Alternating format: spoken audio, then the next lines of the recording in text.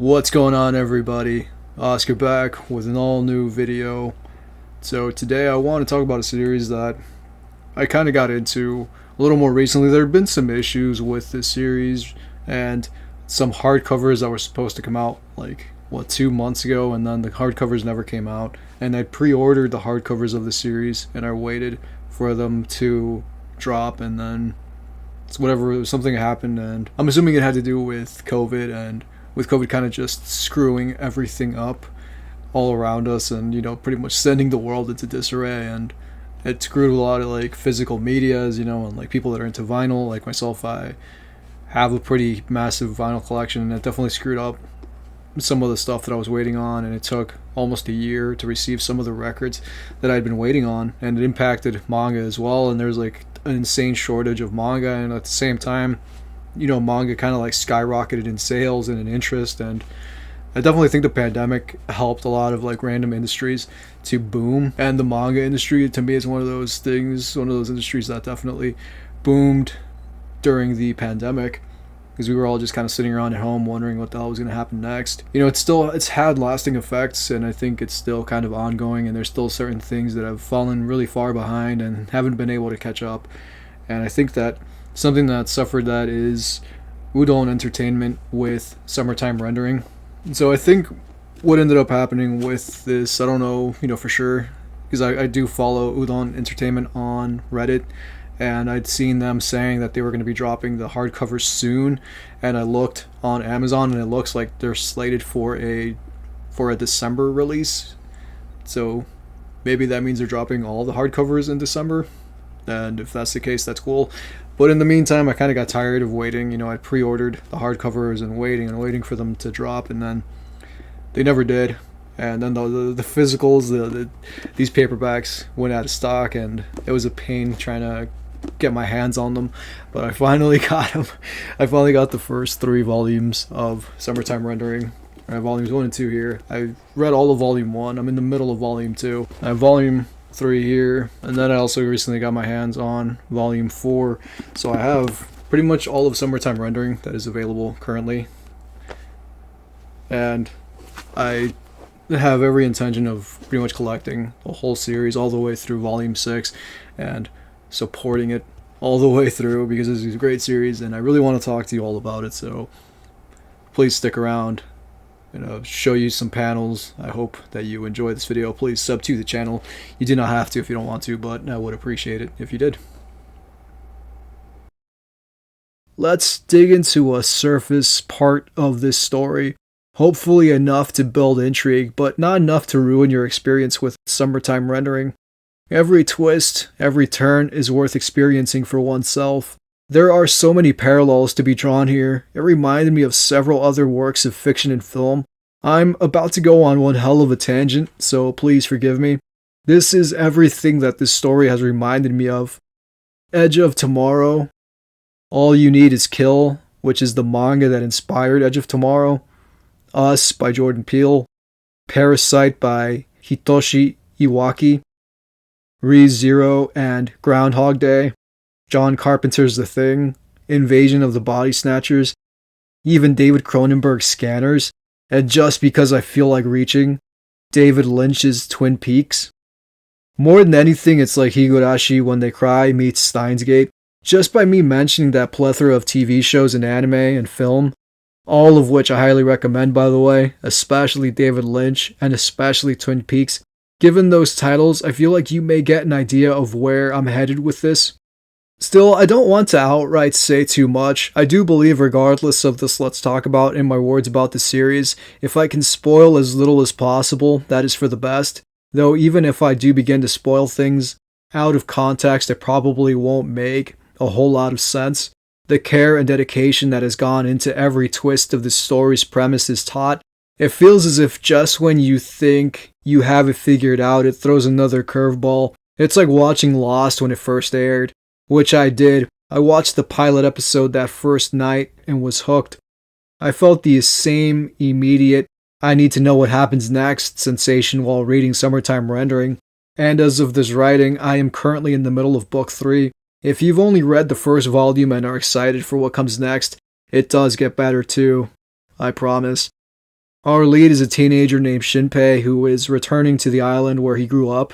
The cause for his return is to bury a friend of his who has recently passed, taken tragically while saving a drowning girl. Upon his return to the island, Shinpei is immediately confronted with a series of bizarre occurrences. As he gets closer to a certain truth, the instances become more distorted and far more erratic. The presence he is up against is one much stronger than he realizes, and it is something he will not be able to defeat alone. The cast of characters collected into this tale are of the oddball variety, and each complements the overarching trajectory of the story. It kind of reminded me of Stephen King's Salem's Lot in that regard. It is one of the best aspects of the story, in my opinion, that our heroes are the last people you'd expect to be our protagonists. That is definitely a strength, making the underdog the one to fight a silent war against all odds, while the townspeople all around them sleep, unaware of the looming threat to their survival and to the rest of humanity. There is so much I want to say in parts of the story that I'd really like to comment on, but this isn't the place for it, and I don't want to ruin any more of the experience than I have to. The island itself is as much a character as the people who inhabit it. Familiar landmarks for the characters are visited and remembered. These aren't just people that live there, but people that have residences and businesses. They work and have personal lives. They aren't just NPCs waiting to play their part. I love and respect the overwhelming amount of detail that went into the story. There are whole sections that feel like they were ripped out of Nier Automata.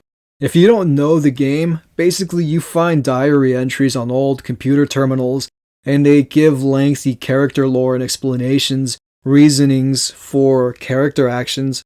Nier Automata is legitimately a masterpiece dressed up as a Japanese hack and slash with a cosplaying android maid, and I adored every second of it. Nier Automata stayed with me long after I finished its heart-wrenching ending and saw the credits scroll. The players who sacrificed their game saves so I could beat the game. Slight spoiler, out of context, play the game, you will see, and you won't be disappointed. I hope. Summertime Rendering, I think, packs the same sort of punch. The decisions made carry weight. There is a comedic element used to lighten an otherwise brutal story. You become attached to the people in this world and on this island to the point you don't want any harm to befall them, though inevitably it does. Cue the red chrysanthemums.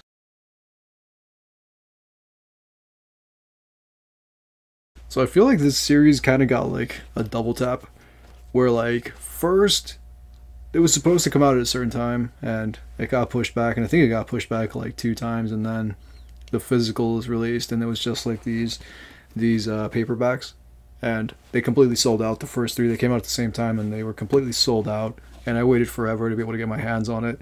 I think I got volume 3 and 2 almost at the same time, and I saw that volume 1 was, which showed up as like out of stock, but you could order it on Amazon. So I ended up just ordering the physical, the paperback for volume 1, and I got lucky enough that I was able to get my hands on it. And right now I think it's out of stock again, and it just kind of sucks that, there's such a limited quantity of these books, because I think that they should be read, and this is definitely one of the best series that I've read so far.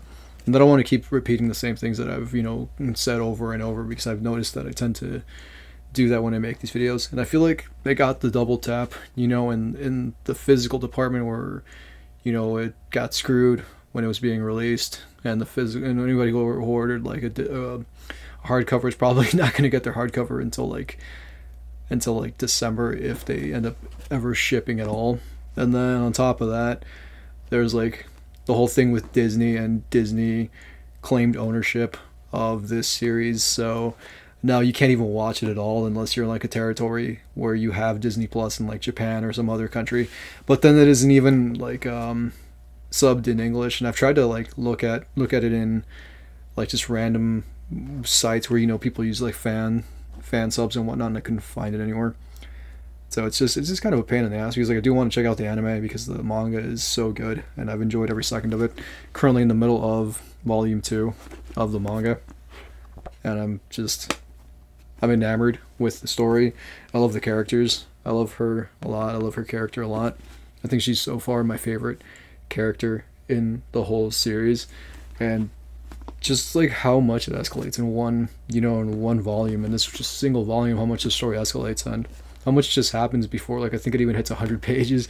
It just blew my mind. And I can definitely see why people are lauding it as one of the best anime of 2022, and having read the manga, I can definitely say that the manga is one of the best and one of the better manga that I've read in a while.